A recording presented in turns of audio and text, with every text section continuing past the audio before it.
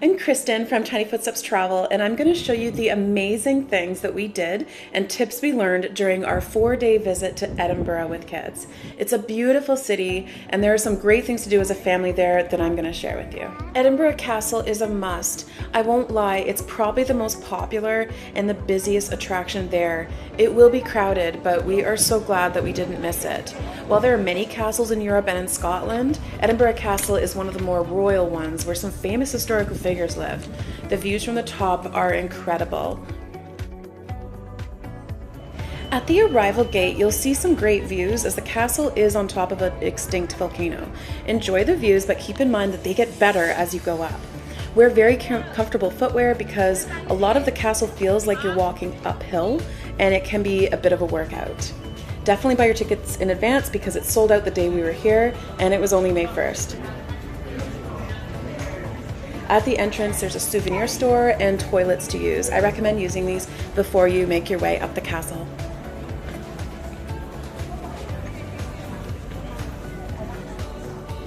As you walk through Edinburgh Castle, you'll notice that it's kind of like a little town within itself. You're free to wander the outside courtyards and just take it easy and take in the views. That's what I'd recommend doing, especially with young kids, rather than having too much of an itinerary here.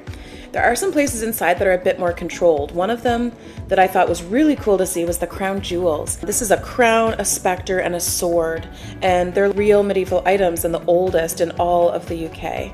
They're worth seeing, but you need to line up to see them, and you're not allowed to take pictures. Even though we did have to line up, I'm glad we saw them. They have a little nice mini museum dedicated especially to those crown jewels. Our 4-year-old didn't mind the lineup, as although it was long, it did move quickly.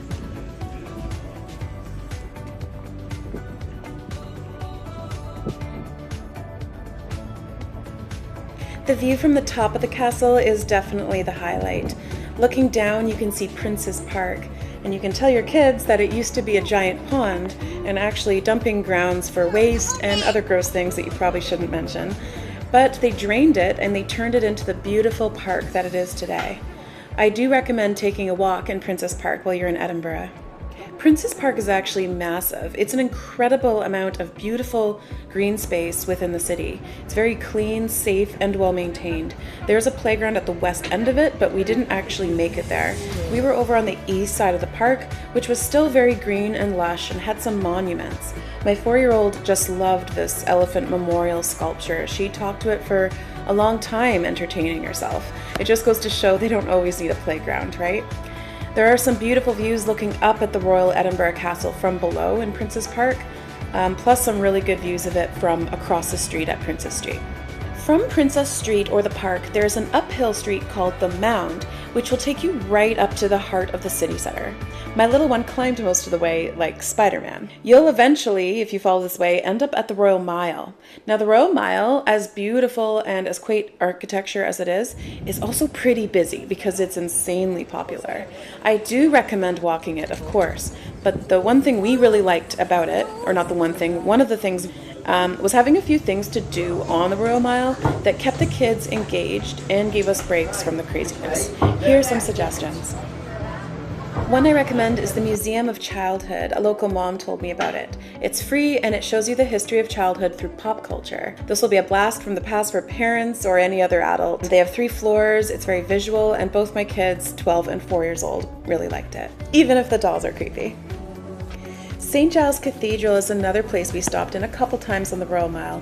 It's so grand and beautiful and also quiet, so it's a nice respite from the outside.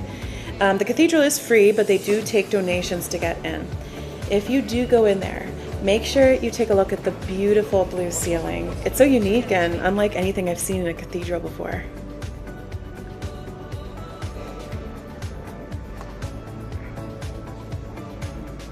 My husband and older daughter did the chocolate experience at the Edinburgh Chocolatarium. Obviously chocolate doesn't grow in Scotland, but they import cocoa from around the world and educate you on where it came from. The fun part is that you get to make your own chocolate bars and sample hot chocolate. They provide a variety of toppings and flavors, and you get to choose whatever you want to create your own chocolate bar to take home. So, the menu card, on your packaging card, your name. Something to do with fire. And I've got chili. My husband and daughter named their chocolate bars based on the ingredients, the Loch Ness Cruncher and the White Chocolate Caramel Delight.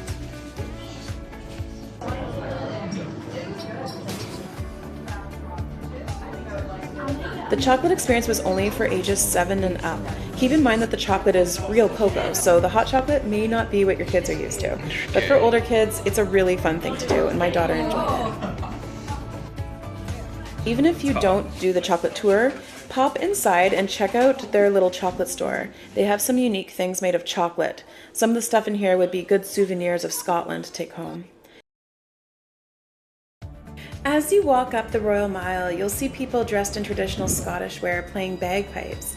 My youngest daughter enjoyed throwing change if they had a place to put it, so I recommend having some spare change or banknotes handy. It supports the performers too. Most of the Royal Mile is pedestrian only, and as you move further east towards Holyrood House, it becomes a regular street with cars and sidewalks, but you can absolutely keep walking, and I encourage it. This is actually where our favorite place in Edinburgh is. We liked it so much that I almost hesitated to share it on YouTube. It's Dunbars Closed Garden, and it was a quiet, beautiful, walled Victorian garden. It was such a nice place to stop in that we actually came here more than once. There was a quiet little court at the back of the garden where my little one could run around and make her own fun. You'll notice that there are many little closes on the Royal Mile, and of course we didn't have time to explore them all, but there are some hidden gems just like Dunbar's Closed Garden. One of them is Baker's Close, which was used for a main plot line in the Outlander TV series.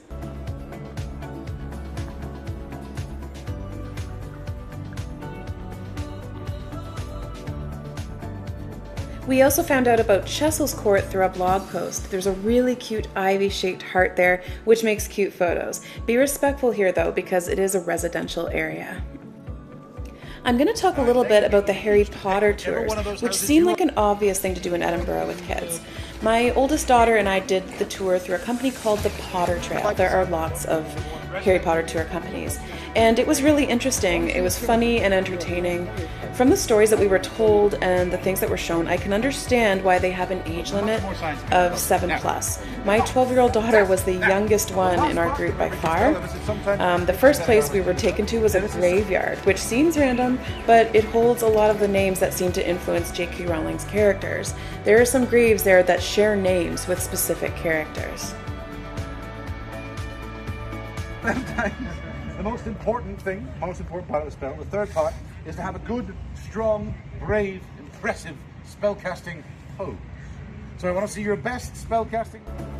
The National Museum of Scotland is near the Royal Mile and is definitely worth visiting with kids. It's free of charge and it's very visually interesting regardless of how old your kids are. My daughter got to look at the jaws of a prehistoric shark, a meteorite that hit Sweden during the last ice age, and she also loved seeing the animals, and she actually took a lot of interest in the Australian Aboriginal art. It was a relaxed place to visit, and I'm really glad that we came in here together while we were in Edinburgh.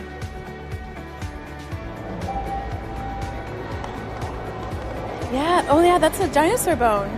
If you decide to eat lunch at the National History Museum, I'd recommend it. They have a great menu with a kids menu, and the food was Scottish inspired, comforting and delicious. Right around the corner from the National Museum is where you'll find Victoria Street. Victoria Street is the most photographed street in all of Edinburgh, so with kids or not, it's a must-see.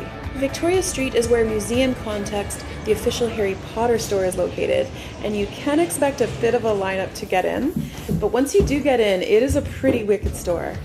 I probably wouldn't go in there with a toddler, but absolutely older kids, especially if they're fans of Harry Potter. By the way, if all else fails, go to a playground. Edinburgh has more green space than most cities, so there are a ton of playgrounds and places where kids can just run free. Thanks so much for watching my video on Edinburgh with kids, and I hope that you got a lot out of it. If you found it helpful, don't forget to subscribe.